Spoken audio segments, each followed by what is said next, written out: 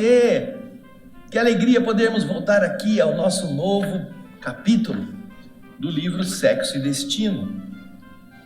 Eu espero que você esteja acompanhando essa história linda, que começa já empolgante, falando sobre os conflitos emocionais, falando sobre como as pessoas às vezes vivem situações de dúvidas, de incertezas. E é isso que nós queremos que você também acompanhe. Porque este livro, como já dissemos lá na introdução, no primeiro programa, ele representa uma história real. Aqui está retratada a vivência de pessoas que estavam na Terra naquela ocasião em que André Luiz está escrevendo e que autorizaram, com a mudança de nomes, que a sua história fosse relatada. Ele não está inventando, está pegando uma coisa do mundo invisível, do mundo espiritual. Não é uma peça fictícia, não, é um fato. E como fato, representa tudo aquilo que na mente das pessoas encarnadas, os conflitos emocionais também ocorrem e patenteiam-se, apresentam-se. Nós vimos então no programa anterior que André Luiz vai ouvir, vai auscultar, vai fazer uma anamnese, vai fazer uma pesquisa na mente de Marina, a moça que estava cuidando da senhora Beatriz. E ele começa a perceber que é um conflito psicológico, afetivo, em que dois homens se encontram na mente dessa moça. Um mais idoso, com quem ela também se relaciona intimamente, por aquilo que André Luiz está explicando, com quem ela passeia, se diverte, e um outro mais jovem, que também vai com ela nesses mesmos lugares. E obviamente isso torna a história vivida, que agora começamos a esmiuçar, algo muito próximo da vivência humana. Então, no capítulo 3, André Luiz vai andar um pouquinho mais, vai um pouquinho mais além. E é isso que nós queremos que você esteja conosco. Então, pegue o seu livro, aqui está o meu, sua caneta, aqui está a minha, que eu também vou marcando. Pegue um papel, se você não quiser marcar no livro, marque no papel, faça um roteiro do que está acontecendo em cada capítulo e ao final do livro você terá todo um resumo por assuntos de uma obra tão bonita quanto essa, ok?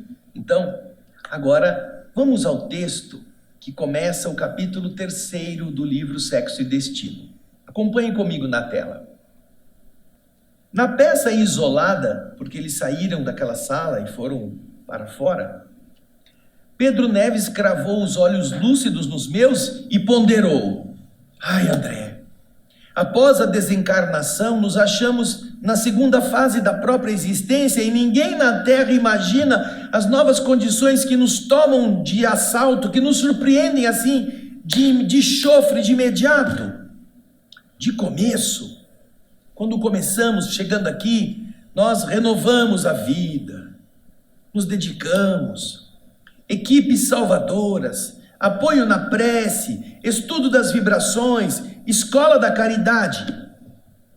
Ensaiamos felizes o culto dos grandes sentimentos humanos. Estamos nos preparando, frequentamos a escola, frequentamos a faculdade, vimos o sistema sanguíneo, entendemos o funcionamento do coração, as aurículas, os ventrículos, a pressão, a pulsação, a linfa percorrendo tudo, fazendo a limpeza, os centros glandulares, tudo em funcionamento. Aprendemos isto. Vamos naqueles esqueletões, naqueles modelos, naqueles bonecos. Aí chega a hora de abrir o corpo de alguém. O sangue jorra, espirra, as tripas pulam para fora da barriga, chega alguém com os ossos quebrados aparecendo. Ai, meu Deus do céu! Quanta gente desiste quando passa para a prática. É o que ele está falando. Veja só. Então estamos aprendendo o culto dos grandes sentimentos humanos. Porém, depois, quando somos trazidos de retorno ao trabalho mais íntimo, na arena doméstica que nós supunhamos que tinha sido varrida para sempre da nossa memória, como na situação especial do meu caso, aí tudo fica diferente. Aí a didática é outra. Olha o que ele fala agora, ó. É preciso espremer o sangue do coração para confirmar o que ensinamos com a cabeça. Meu Deus, imagina isso, espremer o sangue do coração. Você tem que ter o coração frio, para não se deixar bater, não se deixar afundar, porque você precisa agora viver e confirmar aquilo que ensinamos com a cabeça. Agora eu vejo o sangue jorrando, o coração batendo ali aberto na mesa de operação, e eu tinha visto isso no slide, no estudo, no livro. Ai, estava tudo tão bom, agora o sangue pula em mim aqui, eu tenho que desviar, tenho que tampar o buraco. Nossa, é preciso ter sangue frio, o povo fala assim, né? Aí André Luiz continua explicando para nós o que o Pedro Neves está dizendo para ele. Acompanhe aí novamente. André, avalie que me encontro nesta casa em serviço há apenas 20 dias e já recebi tantas punhaladas na alma que, se não fossem as necessidades da minha filha, eu teria fugido imediatamente. Sem as minhas observações pessoais, não teria admitido tanta leviandade em meu genro. Nossa, se eu não tivesse visto com meus próprios olhos, jamais iria imaginar que esse cara é tão sem vergonha, tão leviano. Agora ele usa um termo que eu nunca tinha ouvido antes de ler o livro. Olha o que ele fala. Bilontra. Bilontra. Olha, André Luiz vai tirar cada coisa, não sei de onde, né? Ele abre o baú lá da descoberta da América, o baú de Pedro Álvares Cabral, tira bilontra lá de dentro, que significa o quê? Malandro, fanfarrão despudorado, fanfarrão sem pudor, sem vergonha. Ele está falando do genro. André, então, tentando interromper as dolorosas alegações, diz: sim. Comentei brevemente a excelência do esquecimento, a importância de esquecermos todo o mal. Argumentei quanto ao merecimento do auxílio silencioso através da prece, falando isso para o Neves. Neves sorriu meio desconsolado e disse: sabe, André, eu compreendo que você se refere à vantagem do pensamento positivo na fixação do bem, e acredite que de minha parte farei quanto puder para não esquecer isto. Agora, porém, André, por favor, aguente, tolere as minhas considerações talvez descabidas. A medicina é ciência luminosa, recheada de raciocínios puros. No entanto, muitas vezes é obrigada a descer da alta cultura para dissecar os cadáveres. Como que ele dissesse: por favor, deixa eu desabafar, vai. Aguenta, eu estou precisando botar para fora. E então, diz André, endereçou-me o olhar de alguém que anseia derramar-se em outro alguém, desabafar, desafogar-se, e continuou dizendo: André, saiba você que na quinta noite da minha permanência aqui, notando Beatriz em aguda crise de sofrimento, sabe o que eu fiz? Fui atrás do meu genro, procurei por ele para que ele viesse ajudá-la em pessoa. E sabe onde é que eu encontrei o bilontra? Nada de escritório. Segundo aquela informação mentirosa que ele havia deixado em casa, fui trabalhar, estou no escritório. Indignado, Eu fui encontrá-lo numa furna penumbrosa. Olha só o que ele fala, hein? Furna penumbrosa, que é um antro sombrio, em plena madrugada, junto dessa menina que você acaba de conhecer. Então agora você está entendendo que o Pedro Neves estava louco da vida com a moça, porque na verdade ela estava tendo um caso com o genro dele, marido da filha. Os dois, diz o Pedro Neves, os dois unidos na furna penumbrosa, como marido e mulher. Olha aí no texto. Champanhe correndo solto. Solto fui eu que pus, tá? Champanhe correndo em música lasciva, música sensual. Entidades perturbadoras e perturbadas, unidas, ligadas ao corpo dos bailarinos, enquanto outras iam e vinham, inclinando-se sobre taças, cujo conteúdo lábios entediados não haviam conseguido beber totalmente. As entidades sugavam, se inclinavam sobre os copos que ainda tinham bebidas. Em um recanto multicolorido, em um lugar ali, onde algumas jovens exibiam formas seminuas, em coleios, corcoveios, movimentos sinuosos esquisitos, vampiros articulavam trejeitos, completando em sentido menos digno os quadros que o mau gosto humano pretendia apresentar em nome da arte. Imagina isto. Ele cita no texto a situação de vampiros. Você não vai pensar que se trata daquele carinha lá que tem doentão, que vai sugar o sangue. Nós já vimos isso em outras obras de André Luiz. Trata-se, essa expressão, de qualificar espíritos que estão sugando energias, que estão abastecendo-se daquilo que o encarnado produz e eles precisam. Então, nesses ambientes onde as moças seminuas faziam suas exibições sensuais, ali também estavam espíritos, aproveitando-se desse padrão primitivo das emoções e fazendo com que estas ambiências ficassem ainda mais estimuladas, ainda mais sensuais para quem estava vendo, porque de verdade ele está dizendo que o que ele estava vendo ali, o ser humano consideraria, segundo os conceitos torpes, como uma expressão artística dos requebros, dos coleios, dos corcoveios. Ele continua descrevendo o ambiente.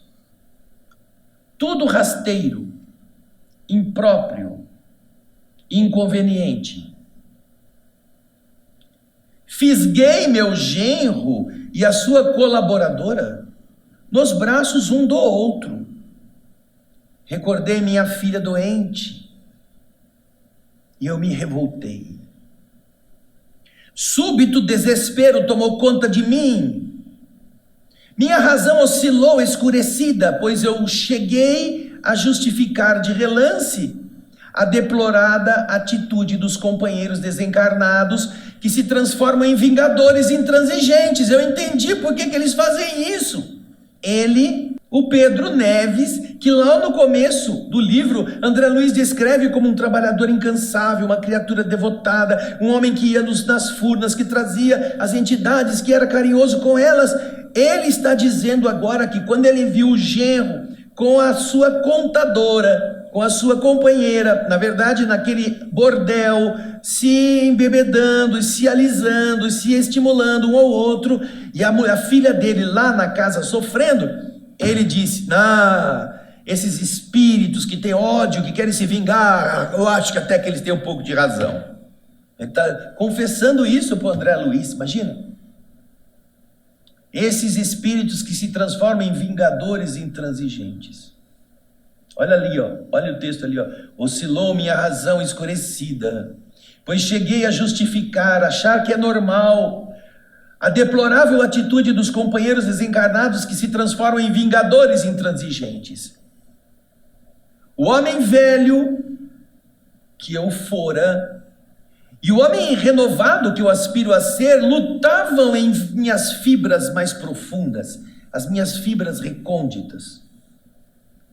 Pedro Neves fez uma pausa para rearticular os pensamentos e continuou. Veja só o que ele vai fazer.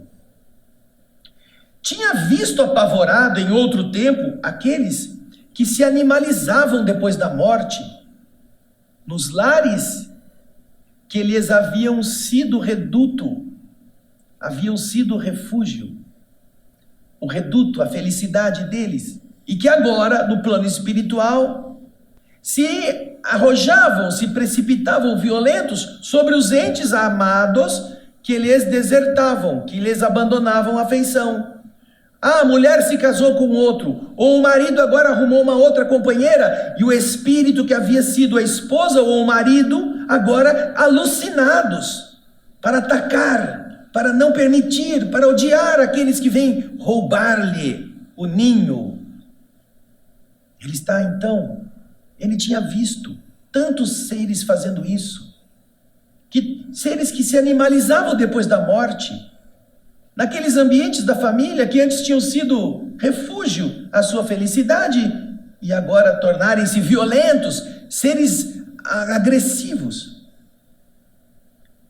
para se vingarem daqueles que agora arrumaram outra companhia. Diz o Pedro, eu havia funcionado, entusiasmado em diversas comissões socorristas, procurando esclarecer essas entidades, procurando modificá-las para o bem, procurando fazer-lhes sentir que as lutas morais, depois da desencarnação, se levantavam igualmente em penosa herança para todos aqueles com os quais nós nos desarmonizávamos. Eu os advertia, eu dizia para eles que o túmulo também esperava aqueles na terra que lhes haviam sonegado lealdade e ternura. Eles também vão morrer.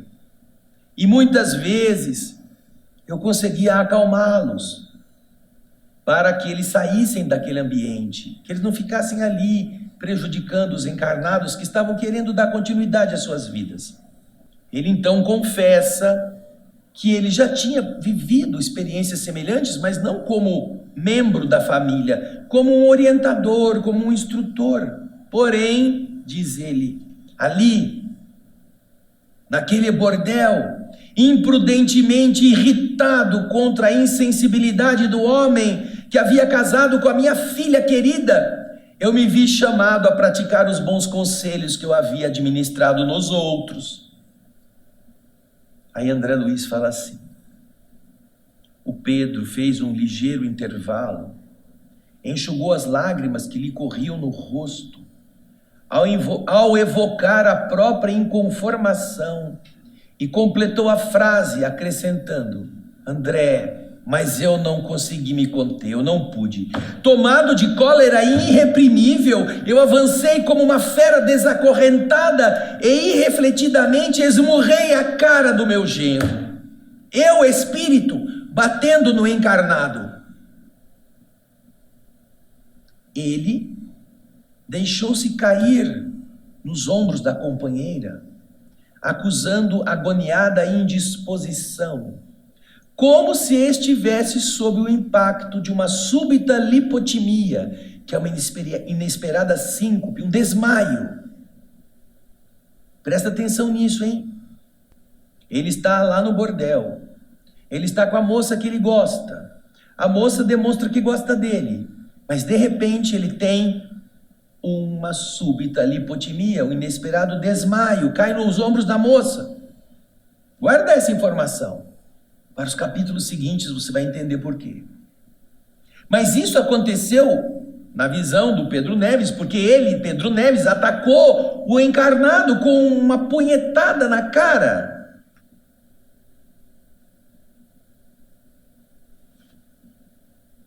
Só isso? Não, veja lá o texto. Dispunha-me em seguida, depois de ter dado um soco nele, a torcer-lhe o corpo em meus braços duros, fortes. Entretanto, eu não consegui. Não consegui fazer isso.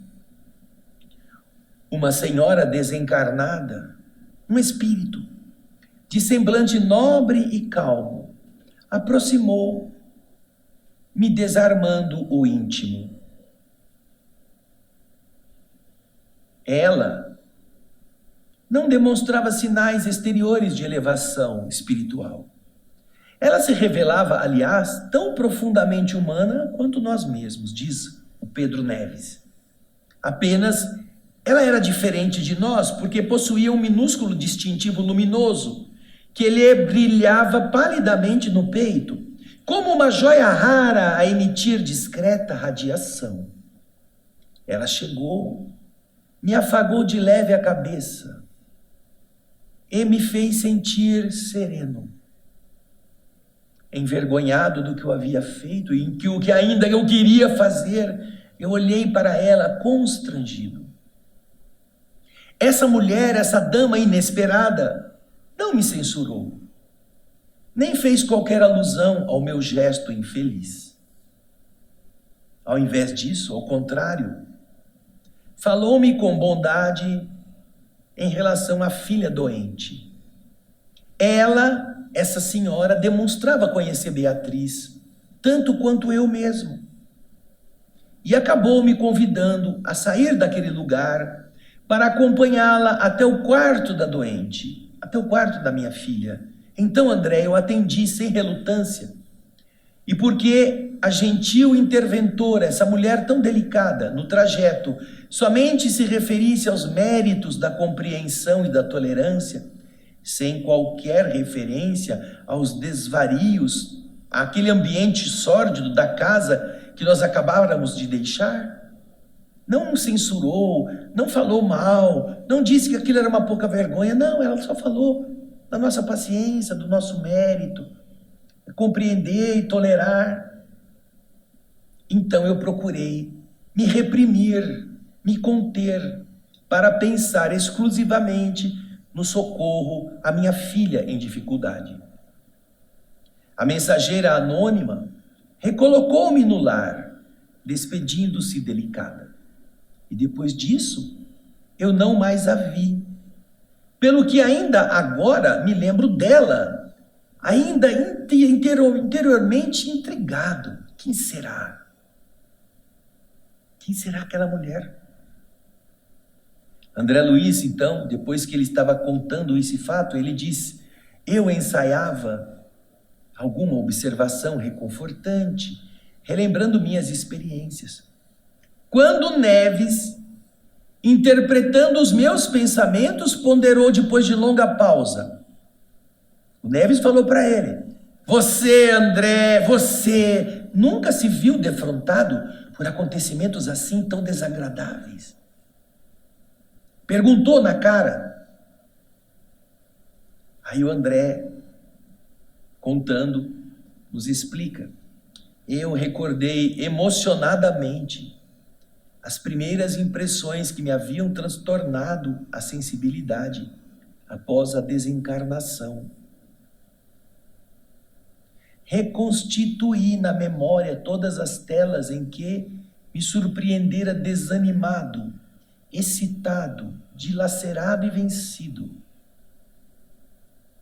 As transformações domésticas, os obstáculos familiares, os impositivos, as obrigações da luta humana e as sugestões da natureza física que me haviam alterado a esposa e os filhos na terra, quando se viram sem a minha presença direta, retornaram-me ao coração.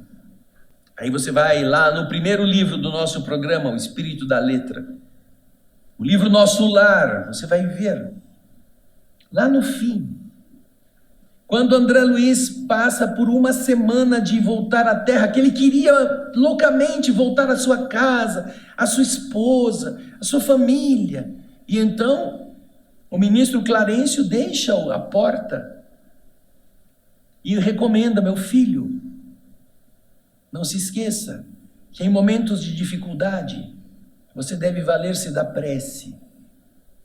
E quando você fizer isso, eu estarei sempre vindo em teu socorro. André Luiz não entendia por que o ministro lhe falava sobre isso, Porém, André se sente feliz entrando na casa que ele havia deixado anos antes. Vai procurar a Zélia. Vê um médico sair da sala e a Zélia chorando. Descobre que a casa está toda diferente, não tem mais a mobília, não tem uma fotografia dele. E ela está chorando. Ai, doutor, será que ele vai sobreviver? Eu não aguentaria uma segunda viuvez. Nossa, o André Luiz ficou branco já naquela hora. Caiu a pressão, esse espírito tem pressão, caiu ali já. Aí ela, de quem que ele está falando? Quem que ela está falando? Quem que é esse cara que ela não vai aguentar ficar viúva 2 vezes? Meu Deus do céu! Foi só eu sair um pouquinho, ela já garfou outro. Ele vai ao quarto e vê lá o Ernesto, que era de verdade o amor da sua antiga esposa. Ele está esperando voltar ao lar, voltar à família. E ele encontra já um outro tomando conta. Ela mudou tudo, tirou toda a mobília velha, tirou as fotos do marido. Ela agora só quer o Ernesto e está desesperada porque o Ernesto está com 2 entidades atuando sobre ele, 2 espíritos malignos, inferiores nesse sentido, que estão sugando a sua energia. Ele está com pneumonia nos 2 pulmões, está passando muito mal. E André Luiz fala, meu Deus, que será que esse bandido, por que será que ele está aqui tomando tudo que era meu? A mulher baniu a imagem dele, a mulher falou para nenhuma das filhas falar do pai, porque o Ernesto não gostava. É um intruso na minha história, lá no nosso lar. André passa por um momento tão aflito que ele está em dúvida se ele se torna mais um obsessor do Ernesto ou o que ele faz com tudo que ele aprendeu. Ele se afasta do ambiente e fica sentado lá na entrada da casa chorando, sentindo-se assim, ferido de morte. É o que o Pedro Neves também está falando. Mas eu não vou contar o que acontece depois, não, lá no nosso lar. Vai lá você, vai lá, no nosso programa Espírito da Letra, vai lá, pega lá o nosso lar, assiste ele de novo. Você vai ficar muito feliz de ver tudo que o André Luiz passou. Agora, vamos aqui, o texto novamente, vamos lá, vamos pegar. Aí, veja só, André recorda tudo isso que eu estou falando para você. E lá embaixo, eu me senti nesta hora estreitamente ligado ao Pedro Neves. Muito, muito ligado. Assimilando-lhe o torturado influxo mental. Eu entendia o que ele estava sentindo, porque eu já tinha sentido isto. E então eu comentei com ele. Ai, Pedro, meu amigo, ao atravessarmos a grande barreira, os meus problemas a princípio foram enormes. André Luiz ia continuar a falar, porém não pôde continuar desabafando. Nesse momento, um cavalheiro maduro e simpático penetrou o recinto e obviamente não nos percebeu. Neves, contrafeito, olhou, indicou o cara e falou: esse aí é o Nemésio, meu genro. Esse aí é o cara. É o cara, né? Eu que pus isso, tá? O recém-chegado olhou-se atenciosamente no espelho próximo, repassou o lenço branco sobre a testa suarenta e quando reajustava a gravata, bem posta, bonita, escutou um longo suspiro. Imediatamente lançou-se para a câmara, o quarto que estava mais próximo, e nós o seguimos. Logo depois, Marina veio recebê-lo com um amável sorriso, conduzindo-o à cabeceira da senhora, que passou a olhá-lo entre confortada e abatida. Dona Beatriz, a sua esposa, estendeu a mão descarnada que o marido beijou. Trocando com ela enternecido olhar, acomodou-se Nemésio rente aos travesseiros, a endereçar-lhe perguntas carinhosas, ao mesmo tempo que ele alisava a descuidada cabeleira. A doente pronunciou algumas palavras breves, procurando agradá-lo, e acrescentou: ah, Nemésio, você me perdoe que volte ao caso da Olímpia. A pobre criatura perdeu a casa quase que totalmente. É necessário que você lhe garanta um abrigo seguro. Penso nela com os filhos ao desamparo. Tire-me dessa aflição, Nemésio. Interpelado, o marido mostrou profunda emotividade e respondeu cortês: Beatriz, não há dúvida alguma nisso. Já enviei um amigo, construtor experiente ao local. Não se preocupe, tudo faremos sem qualquer sacrifício. É uma questão de tempo. E a esposa lhe respondeu: Ai, Nemésio, eu receio partir de uma hora para outra. E ele responde: Mas partir para onde? Nemésio então acariciou-lhe a fronte descolorida, sacou um sorriso amargo e disse: Enquanto você estiver em tratamento, nossas viagens estão interrompidas, estão suspensas. Não é hora de São Lourenço? E ela respondeu: Ah, Nemésio, minha estação curativa será outra. Referindo-se, obviamente, ao fato de ir para outra vida. E ele responde: Não me fale em pessimismo. Ora, onde está a primavera de nossa casa? Você anda esquecida de que nos ensinou a colocar alegria em tudo? Beatriz, largue os ares sombrios. Ainda ontem ouvi o nosso médico. Você entrará em convalescência, em recuperação já. Amanhã tomarei as providências definitivas para que o barraco seja levantado da Olímpia. Você estará restabelecida em breve e ambos iremos ao primeiro café em casa de nossa Olímpia. Dona Beatriz, diante do carinho dele, pareceu reanimar-se.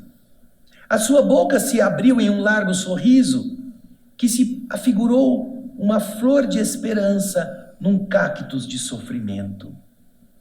Aqueles olhos imensamente lúcidos derramaram 2 lágrimas de felicidade que o esposo enxugou com gracioso gesto. Na face amarelada lampejaram raios de confiança. Experimentando-se mentalmente renovada, a enferma, a doente, acreditou no reerguimento do corpo físico e sonhou viver. Viver por muito tempo ainda no aconchego familiar. Manifestando o próprio reconforto, solicitou de Marina uma chávena de leite. E você vai ver a cena, o projeto imagem. A enfermeira atendeu comovida, aí está. E enquanto a doente bebia o líquido gole a gole, lá está André e Pedro Neves atrás, eu refleti na bondade daquele homem, que a palavra do companheiro me apresentava em outras cores. O pensamento de Nemésio se nos revelava até ali claro e puro. Trazia a Dona Beatriz no cérebro, nos olhos, nos ouvidos, no coração. Dispensava a ela a compreensão de um amigo, a ternura de um pai. Neves, o pai real, meu amigo invisível aqui, endereçava-me estranho olhar, como se ele, tanto quanto eu, estivesse defrontado por indizível assombro. Alguns momentos escoaram rápidos. Quando a doente devolveu a xícara, outro quadro se nos desdobrou a visão.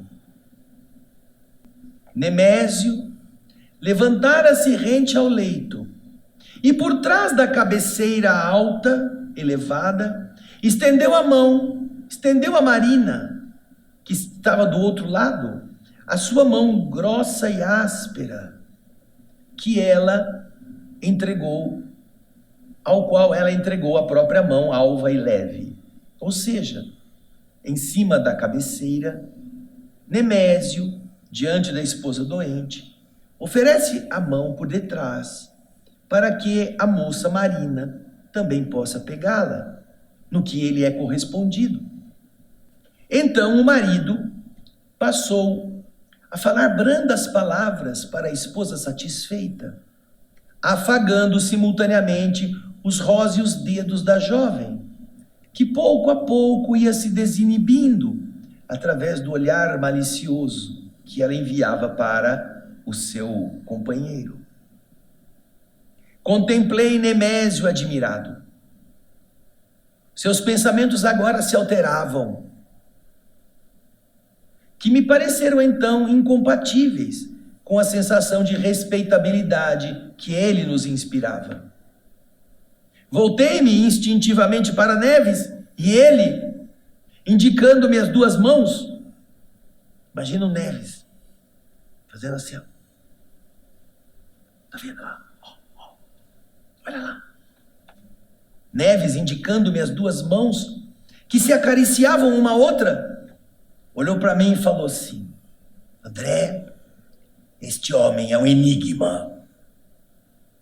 Este homem é um enigma. Você acha?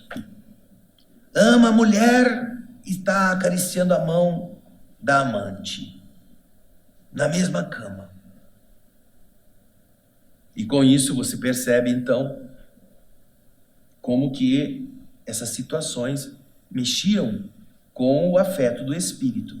E olha, agora que terminamos esse capítulo 3 e que teremos a sequência, importante que nós meditemos numa coisa. Você que tem família, você que tem filhos, você que tem marido, tem esposa, prepare-se. Sabe? Aqui, ó. Prepare-se.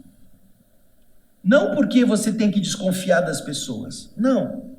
Mas porque mesmo quando você está com as pessoas por um longo tempo, você ainda não as conhece, como nós também não nos conhecemos.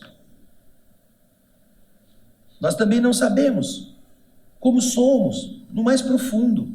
Nós não passamos por todas as situações da vida. Nós não encontramos, às vezes, oportunidades para fazer coisas que, quando encontramos, nós não sabemos como agir. Então, muitas vezes, o pai ou a mãe tem dificuldade de entender, mesmo encarnado, que o filho cresceu, que a filha já não é mais a princesinha Barbie das bonequinhas da cama, dos quartos infantis, do cor-de-rosa, das fitinhas, que ela já é uma mulher, que ela já está se preparando para ser mãe, que ela tem desejos sexuais, que o rapaz também. É muito comum que os homens tratem os filhos como animais prontos para cobrir o rebanho feminino disponível, mas que trate a filha como a angelical e virginal alma pura. E que quando de verdade fica sabendo que a filha está grávida, fica desesperado. Como você vai fazer isso comigo? Que isso? Entendamos a realidade biológica dos seres, psicológica das almas, que estamos na Terra exatamente para aprender a amadurecer e respeitar. Então, não idealize as pessoas. Não fique acreditando que essas pessoas são o que você quer que elas sejam. Esteja preparado. É claro que você tem um sonho para os filhos, é claro que você deseja que eles sejam de tal ou qual forma, mas lembre-se que um dia, escondido ou não dos seus pais, você também se iniciou sexualmente. Às vezes foi na rua, às vezes foi com amigos, às vezes foi naquela emoção de colocar os hormônios agora em ebulição, e você fez isso. Algumas moças passaram pela situação terrível de um primeiro encontro íntimo com um namoradinho, e deles saíram com aquela mente assim: ai, se minha mãe descobre o que eu estou fazendo, que vergonha vai ser para mim. Meu pai, então, sabe, uma coisa assim frustrante, ao invés de ser uma coisa que foi preparada com calma, com equilíbrio, com a participação, às vezes, até mesmo da orientação materna ou paterna. Então, veja só, se durante a vida física já é complicado você ter essa noção, imagina você descobrir tudo isso depois da morte, e você vai estar do outro lado, descobrir que seu filho honesto, na verdade, é um bandidinho, que ele é viciado em droga, que ele anda com um monte de gente, que ele é um prostituto à noite, ou que a sua filha é isso, roda a bolsinha na esquina. E aí? Você está preparado para ver o seu ser amado ser como ele é, não como você queria que ele fosse? Esse livro vai nos ensinar a termos esse critério. a termos esta calma, a entendermos que são outros filhos de Deus, não são meus filhos, não são minhas propriedades, eu não sou dono deles, eu não sei nem quem eu sou. Que dizer eu querer que eles sejam como eu quero que eles sejam? Aprendamos a nos conhecer, aprendamos a nos decidir em relação a princípios, a valores, e demos aos outros o direito de eles serem como eles são, pelo menos com nossa orientação, com o nosso bom exemplo, ou com a liberdade de eles poderem vir até nós e dizer: eu tenho essa dúvida, o que acontece comigo? Porque eles confiam, porque eles sabem que você não vai julgá-los. Agora Nemésio, que havia sido tão bom, esclarecedor no plano espiritual para casos assim, tem que esclarecer-se. E o que ele fez? Partiu para a ignorância, bateu no outro. Quis ser aquele que se vinga. É difícil, eu sei. Mas se a gente não se ilude, se a gente não olha para as pessoas que vieram na nossa família como se fossem propriedades nossas, que você modelou à sua maneira, você vai entender que eles são teus amigos, que você é mais velho, que você pode orientá-los, que você vai dar um apoio, mas que eles são o que eles são. A única forma de eles serem melhores é se você for uma boa pessoa, se você for uma pessoa que dê a eles condições de eles se conhecerem. Mas para isso, você tem que ouvir às vezes a desgraça com aquela cara de paisagem, como se fosse coisa mais natural. Mãe, eu transei com meu namorado. Você fez isso, meu Deus, que desespero, você não pode, você tem que casar virgem. Você imagina isso? Ou você vai dizer: minha filha, o que você sentiu? Como você fez? Você se cuidou? Você se preparou para que isso acontecesse sem um risco maior para o seu futuro? Você sabe com quem você está? Você já teve esse cuidado? Puxa vida, que diferença! Ou então antes mesmo, você explicar: olha, vai acontecer isto, você vai sentir tal coisa. Se prepare, não vá atrás, mas quando acontecer, você já está sabendo como é. Puxa, você entender que você está com o Filho de Deus, não com o seu filho, com uma criatura criada pelo Criador, não foi você que criou a criatura. Você vai ajudá-la a ser diferente e vai se ajudar, vai se poupar aflições que o Nemésio está causando com a Marina no espírito do Pedro Neves, porque não se preparou para viver isso na própria pele, tá bom? Então, vamos aproveitar essa obra e vamos nos preparar para nós mesmos, ajudando, não que a gente ache normal todos os absurdos que acontecem por aí, mas para a gente se lembrar que a única coisa que a gente pode fazer é orientar bem orientado, compreender bem compreendido e amar acima de todas as coisas. Pense nisso. Esperamos você no próximo Espírito da Letra. Até lá e muita paz.